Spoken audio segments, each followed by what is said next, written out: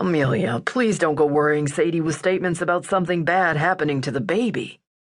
Amelia's dream flashed back. It was so real. Was it a premonition? "I love Sadie," Amelia said, "and I just want Ben to be safe." Regret deepened Jake's voice. Listen, Amelia, I know you've had a terrible time and that my father was responsible for it. You have no idea how sorry I am, but I want to move past what he did to us all and be happy. So did she, more than anything. But all her life she'd been tormented by residents of Slaughter Creek staring at her as if she were insane. Because she'd suffered from dissociative identity disorder.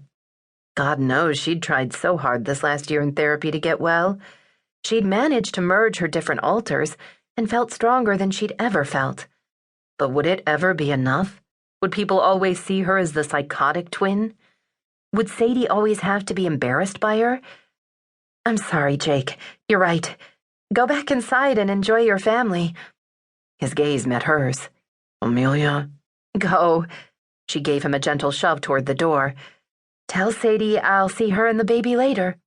Hating that she'd tainted the day for Jake, she turned and fled down the hallway, tears clogging her throat. John swept the house while Cal called in the shooting and requested the medical examiner and CSI team. He checked the man's bedroom first, glancing at the tangled sheets in disgust. The stench of his body odor permeated the room. A ratty duffel bag sat in the corner, empty. But thankfully there was no blood or signs that the child had been there. He searched beneath the bed, then in the closet, but found nothing but work boots, worn clothing, and a few empty liquor bottles.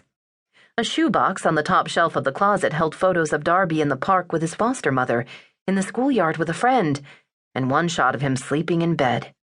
Sick creep. He'd obviously been stalking the child before the abduction. Satisfied Darby wasn't in the room, he hurried to the second bedroom. Dust motes floated in the air by the window. A twin mattress lay on the floor, sheets rumpled, pieces of rope on the mattress. His mind traveled to a dark place as he imagined what kind of demented games the pervert had intended for the child. Damn it, where was he? He shouted his name. Darby, you're safe now. I'm with the police. Tell me where you are.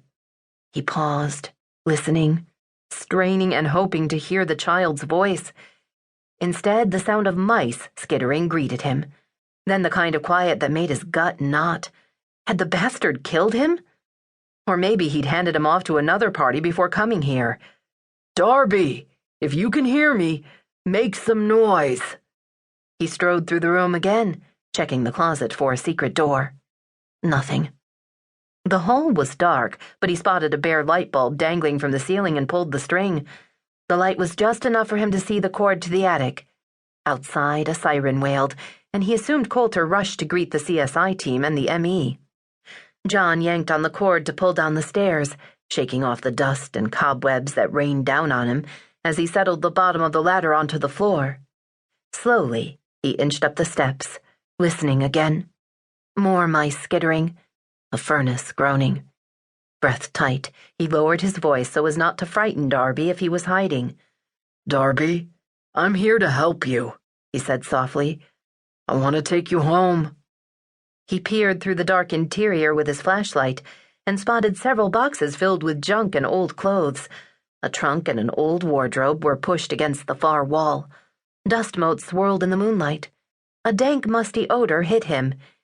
He used his flashlight to light a path and crossed the room, the wood floor squeaking beneath his boots. Darby, are you up here?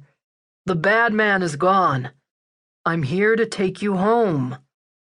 He paused to listen again and heard a soft tapping sound.